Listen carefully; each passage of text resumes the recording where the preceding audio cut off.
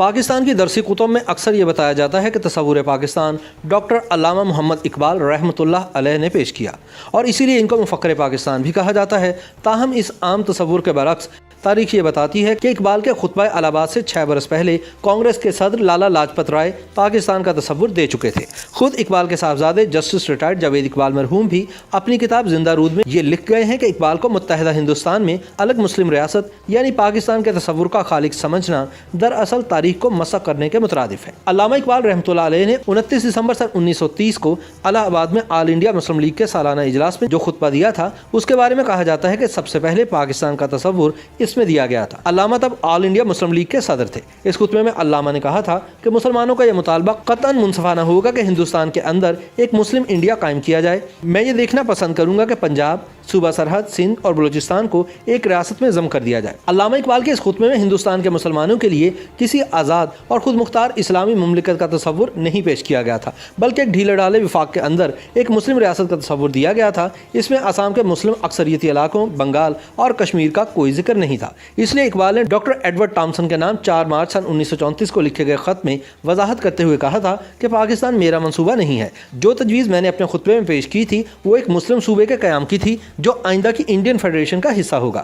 تاہم دستاویزات اور کتابوں میں محفوظ تاریخ یہ بتاتی ہے کہ اقبال کے خطبہ الہ آباد سے 6 برس پہلے کانگریس کے تب کے صدر لالا لاجپت رائے خود پاکستان کا تصور دے چکے تھے۔ لالا لاجپت رائے نے سن 1924 میں لاہور کے ایک اخبار ٹریبیون میں ایک مضمون لکھا تھا جس میں پہلی مرتبہ برصغیر کی فرقہ وارانہ بنیادوں پر تقسیم کا منصوبہ پیش کیا گیا تھا۔ اس منصوبے کے مطابق مسلمانوں کی 4 ریاستیں ہوں گی: صوبہ سرحد، مغربی پنجاب، سندھ اور مشرقی بنگال۔ انہوں نے لکھا کہ اگر ہندوستان کے کسی اور علاقے میں مسلمانوں کی اتنی تعداد یکجا ہو کر ان کا صوبہ بن سکے تو ان کی بھی اسی طرح تشکیل ہونی چاہیے، لیکن یہ بات اچھی طرح سمجھ لینی چاہیے کہ یہ متحدہ ہندوستان نہیں ہوگا۔ انہوں نے لکھا کہ اس کا مطلب یہ ہے کہ ہندوستان واضح طور پر مسلم انڈیا اور غیر مسلم انڈیا میں تقسیم ہوگا، لیکن لالا لاجپت رائے کے منصوبے میں بلوچستان کا ذکر نہیں تھا۔ یہ حقیقت دلچسپی سے خالی نہیں کہ سن 1947 میں جب پاکستان وجود میں آیا وہ لالا لاجپت رائے کے منصوبے کے عین مطابق تھا۔ اس لیے ایک رائے یہ بھی دی جاتی ہے کہ تصور پاکستان کے ابتدائی خالق علامہ اقبال نہیں بلکہ آریہ سماج کے ایک ہندو رہنما لالا لاجپت رائے تھے۔ لالا لاجپت رائے کی کتاب ینگ انڈیا میں ان کے تعارف کے طور پر لکھا ہے کہ لالا لاجپت رائے سن 1865 میں پیدا ہوئے، لاہور میں وکالت کی اور پھر آریہ سماج سے منسلک ہو گئے۔ انہیں لاہور سے ہفت روزہ پنجابی، آریہ گزٹ جیسے اخبارات شروع کیے۔ سن 1914 میں وکالت ترک کر کے ہندوستان کی آزادی کی تحریک میں شامل ہو گئے۔ ان کی شہرت ہندوستان کے قومی رہنما کے طور پر ہو چکی تھی اور انگریز حکمران ان سے خائف تھے۔ انہوں نے ہندوستان کی عظمت رفتہ کی بحالی اور انگریز اقتدار کے خلاف 5 کتابیں لکھ رکھی تھیں جن کی وجہ سے سن 1907 میں انہیں خفیہ طور پر غائب کر کے برما میں 6 مہینوں تک قید رکھا گیا۔ ان پر غداری اور بغاوت کا الزام تھا مگر بعد ازاں انہیں بری کر دیا گیا۔ پہلی جنگ عظیم کے دوران لالا امریکہ چلے گئے جہاں انہوں نے ہندوستان کی آزادی کے لیے 32 صفحات پر مشتمل ایک دستاویز تیار کی جسے امریکی سینٹ میں بحث کے لیے منظور کر لیا گیا۔ سن 1919 میں لالا لاجپت رائے واپس انڈیا آئے۔ 1920 میں انہیں کلکتہ میں انڈین نیشنل کانگریس کا صدر منتخب کر لیا گیا۔ 1921 سے سن 1923 کا عرصہ انہوں نے جیل میں گزارا۔ سن 1928 میں جب برطانوی حکومت کی جانب سے ہندوستان کے سیاسی حالات کے بارے میں ایک کمیشن سر جان سائمن کی قیادت میں ہندوستان بھیجا گیا تو ہندوستان کی اکثر سیاسی جماعتوں نے اس بنا پر اس کا بائیکاٹ کیا کہ اس میں ایک بھی ہندوستانی کو نمائندگی نہیں دی گئی۔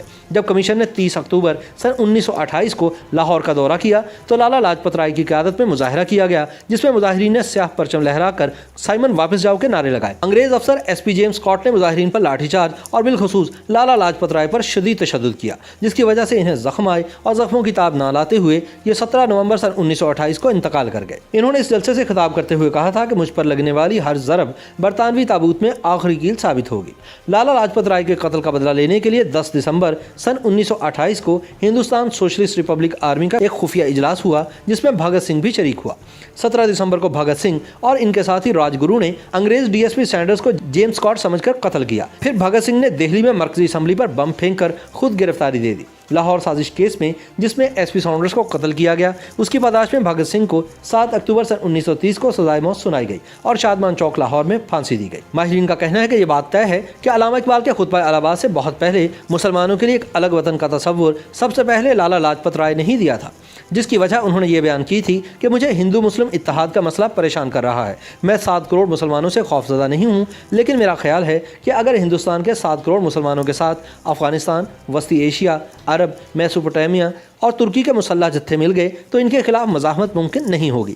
حیرت کی بات یہ ہے کہ جب لالا جیسے کانگریسی رہنما یہ لکھ رہے تھے تب قائد اعظم ہندو مسلم اتحاد کے علمبردار تھے۔ مزید دلچسپ بات یہ بھی ہے کہ مارچ سن 1947 میں آل انڈیا کانگریسی مجلس عاملہ نے پنجاب کی فرقہ وارانہ بنیادوں پر تقسیم کے حق میں جو قرارداد منظور کی تھی وہ بھی لالا لاجپت رائے کی اسکیم کے مطابق تھی، اور پھر اپریل سن 1947 میں سردار پٹیل، جواہر لال نہرو اور گاندھی نے برصغیر کی تقسیم جس اصول کی بنیاد پر منظور کی تھی وہ بھی بالکل وہی اصول تھا جو لالا لاجپت رائے نے سن 1924 میں پیش کیا تھا۔ تحریک پاکستان کے نامور رہنما M.A.H. اصفہانی کے مطابق علامہ اقبال کے صاحبزادے جاوید اقبال بھی اپنی تصنیف زندہ رود میں لکھ گئے ہیں کہ اقبال ہرگز مسلم ریاست کے تصور کے خالق نہیں تھے، اور یہ کہ ایسا کہنا دراصل تاریخ کو مسخ کرنے کے مترادف ہے۔ YouTube پر گوگلی نیوز دیکھنے کے لیے youtube.com کی سرچ بار میں googly news T V type کریں۔ گوگلی نیوز کے پیج پر سرخ رنگ کے سبسکرپشن والے بٹن پر کلک کرنا نہ بھولیے۔ YouTube پیج پر اپلوڈ ہونے والی ویڈیوز سے باخبر رہنے کے لیے بیل آئیکن پر کلک کیجیے۔ آپ کو ہر نئی ویڈیو کے بارے میں نوٹیفیکیشن موصول ہو جائے گا۔